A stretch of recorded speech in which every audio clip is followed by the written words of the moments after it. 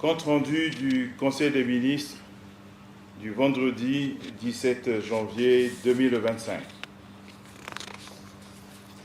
Le Conseil des ministres s'est réuni ce vendredi 17 janvier 2025 au Palais du Peuple sous la très haute autorité de son Excellence, M. Denis Sassou Nguesso, président de la République, chef de l'État.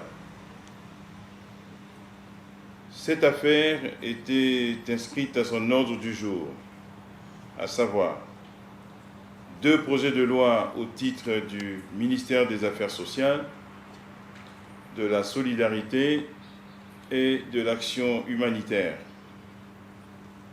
un projet de décret au titre du ministère de l'économie fluviale et des voies navigables, un projet de décret au titre du ministère de l'enseignement supérieur, 2 projets de décret au titre du ministère de la promotion de la femme, de l'intégration de la femme au développement et de l'économie informelle.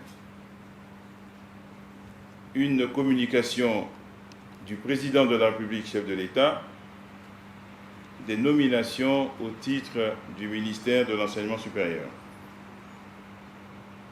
Ministère des Affaires sociales, de la solidarité et de l'action humanitaire.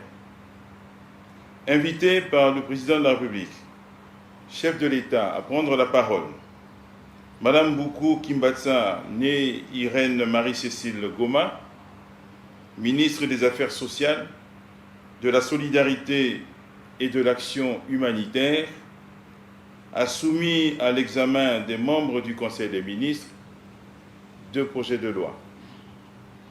En premier lieu, a été présenté et examiné le projet de loi portant protection et promotion des droits de la personne âgée en République du Congo. Il vise à renforcer la promotion, la protection et à promouvoir les droits des personnes âgées en République du Congo, conformément à l'article 31 de la Constitution. Face à une augmentation progressive du nombre de personnes âgées dans notre pays, qui devrait se poursuivre au cours des prochaines décennies, ce texte répond à l'urgence de fournir un cadre juridique approprié pour lutter contre les discriminations, la stigmatisation et les maltraitances dont sont souvent victimes les personnes âgées. Ce projet s'aligne sur les engagements constitutionnels et les normes internationales, en s'appuyant sur les recommandations des Nations Unies et le protocole de la Charte africaine des droits de l'homme et des peuples. Il comporte 50 articles répartis en 9 titres, couvrant les droits, les devoirs, la responsabilité, l'accès aux soins, l'assistance, l'insertion économique et les mesures de protection sociale, ainsi que les infractions et sanctions liées à la violation de ces droits. Poursuivant son propos, la ministre Mboukou Kimbatsa a soumis à l'examen des membres du Conseil un 2e projet de loi portant protection et promotion des droits de la personne vivant avec handicap en République du Congo. Il vise à moderniser le cadre juridique pour garantir la protection et promouvoir les droits des personnes vivant avec handicap en République du Congo, conformément à l'article 31 de la Constitution et aux normes internationales. Il remplace la loi numéro 009/92 du 22 avril 1992, jugée obsolète, et adopte une approche fondée sur les droits humains en s'alignant sur les conventions internationales, notamment la Convention relative aux droits des personnes handicapées. L'objectif principal de ce projet est d'éliminer les obstacles à l'inclusion sociale et de permettre une participation pleine et effective des personnes vivant avec handicap dans la société, tout en tenant compte de leurs besoins spécifiques, notamment ceux des femmes, des enfants, des jeunes et des personnes âgées.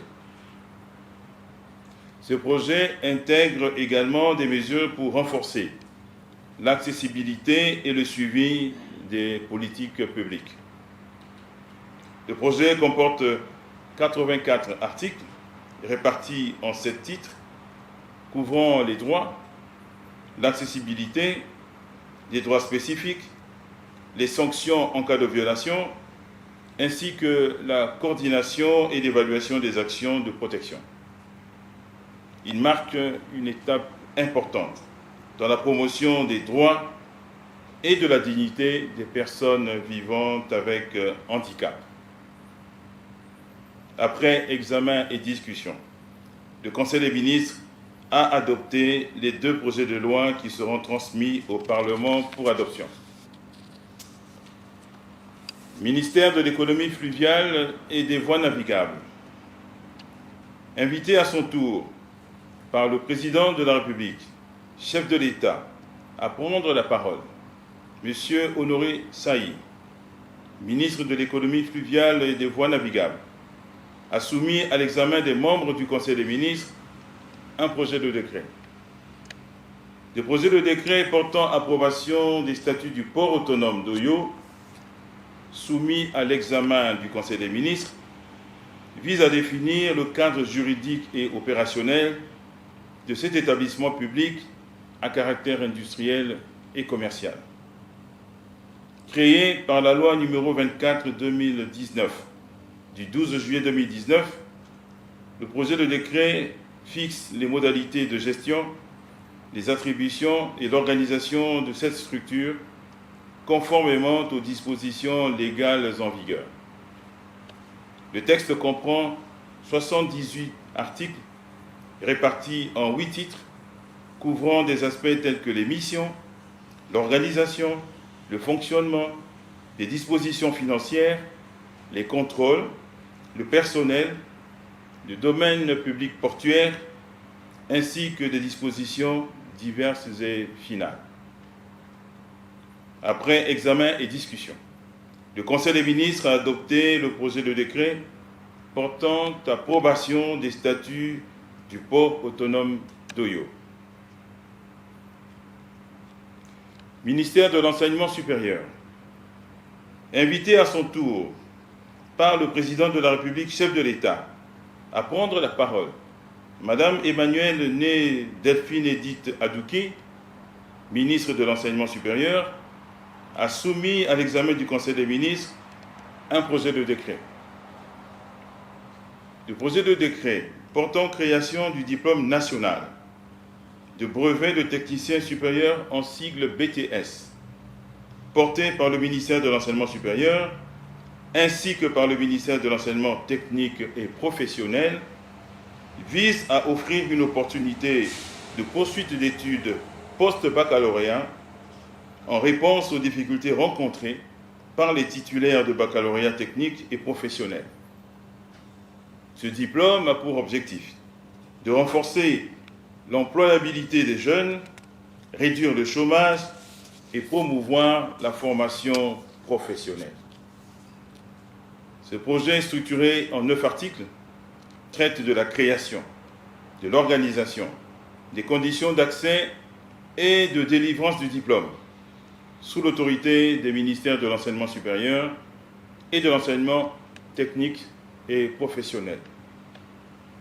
Après examen et discussion, le Conseil des ministres a adopté le projet de décret portant création du diplôme national de brevet de technicien supérieur en sigle BTS. Ministère de la promotion de la femme, de l'intégration de la femme au développement et de l'économie informelle. Prenant enfin la parole, après y avoir été invité par le président de la République, chef de l'État, Madame Vumbo Yalo, née Inès Nefer Bertille Ingani, ministre de la promotion de la femme, de l'intégration de la femme au développement et de l'économie informelle a soumis à l'examen du Conseil des ministres 2 projets de décret.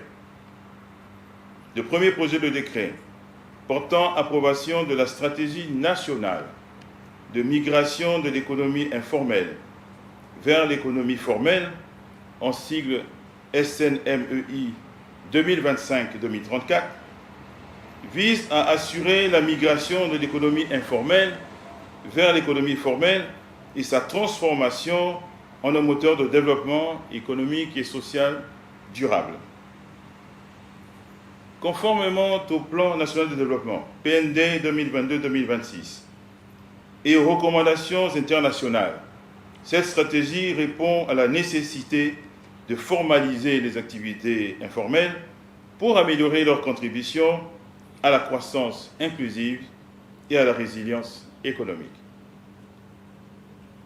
La stratégie nationale de migration de l'économie informelle vers l'économie formelle repose sur 6 axes stratégiques: la gouvernance, la formalisation, l'accès au financement, l'amélioration de la productivité, la protection sociale et le dialogue social. Ces axes visent à lever les obstacles structurels liés à la formalisation, à renforcer les capacités des acteurs, à mobiliser les ressources et à promouvoir l'innovation. La mise en œuvre de cette politique prévoit un budget de 13 547 milliards de francs CFA pour la période 2024-2026, financé par l'État, les partenaires techniques et les investisseurs privés. Un mécanisme de coordination placé sous l'autorité du Premier ministre chef du gouvernement garantit la cohérence et l'efficacité de l'application de la politique avec le soutien d'une agence dédiée. Ce dispositif permettra de suivre les actions, d'évaluer les résultats et d'ajuster les programmes en fonction des priorités. La vision à l'horizon 2031 est de créer un levier central institutionnel pour structurer et dynamiser le secteur informel, tout en élargissant l'assiette fiscale, en créant des emplois décents et en consolidant les bases d'une économie plus équitable et durable. Cette stratégie constitue une opportunité majeure pour bâtir une économie nationale plus inclusive, compétitive et tournée vers l'avenir. Le deuxième projet de décret portant institution des marchés forains destinés aux acteurs de l'économie informelle a pour objectif de promouvoir les produits locaux et artisanaux, de diversifier les débouchés et de favoriser la transition de l'économie informelle vers l'économie formelle. Ces marchés contribueront à l'autosuffisance alimentaire et au développement des chaînes de valeur, tout en répondant à l'objectif de sécurité alimentaire du Plan national de développement, PND 2022-2026. Une commission technique sera mise en place pour organiser ces marchés en collaboration avec les ministères concernés, les collectivités locales et les acteurs locaux. Les marchés auront lieu 2 fois par an dans les chefs-lieux des départements ou en tout autre lieu du département retenu. Le projet de décret comporte 7 articles. Après examen et discussion, le Conseil des ministres a adopté les 2 projets de décret. Communication du Président de la République, chef de l'État. Le Président de la République, chef de l'État, a rappelé avec fermeté aux membres du gouvernement la nécessité d'accélérer la réalisation des projets prioritaires, symbole de la réponse attendue par les populations face à leurs besoins essentiels. Il a insisté sur des réalisations concrètes telles que les routes, les hôpitaux, l'université de Luango, la baie de Luango, les infrastructures agricoles et énergétiques, en appelant à un dépassement des lenteurs administratives. Il a souligné que la mobilisation des ressources financières doit être une priorité absolue. Une réforme fiscale robuste est attendue pour maximiser les revenus stratégiques et accroître les capacités du Trésor public. Il a exigé une transparence irréprochable dans la gestion des partenariats, pointant du doigt le fait que trop peu d'entreprises respectent leurs obligations en matière de déclaration et de contribution. Pour terminer, le président de la République, chef de l'État, a réaffirmé que les résultats attendus doivent être visibles et tangibles. Chaque ministère est appelé à recentrer ses efforts sur des actions à fort impact avec des livrables clairs et mesurables. Les rapports d'étape devront refléter un progrès réel et non des intentions. Nomination. Enfin, et au titre des mesures individuelles, le Conseil des ministres a procédé aux nominations suivantes. Université Marien Ngouabi, sont nommés président de l'université, M. Akwango Paris, professeur titulaire des universités CAMES.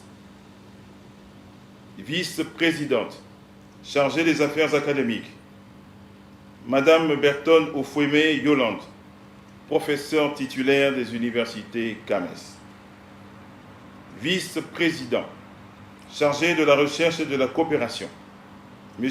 Lenga Arsène, professeur titulaire des universités CAMES. Secrétaire général, M. Mantier Ruffin Willy, professeur titulaire des universités CAMES. Plus rien n'étant inscrit à l'ordre du jour, le président de la République, chef de l'État, a clos la réunion et levé la séance. Commencée à 10 h, la réunion du Conseil des ministres a pris fin à 12h45.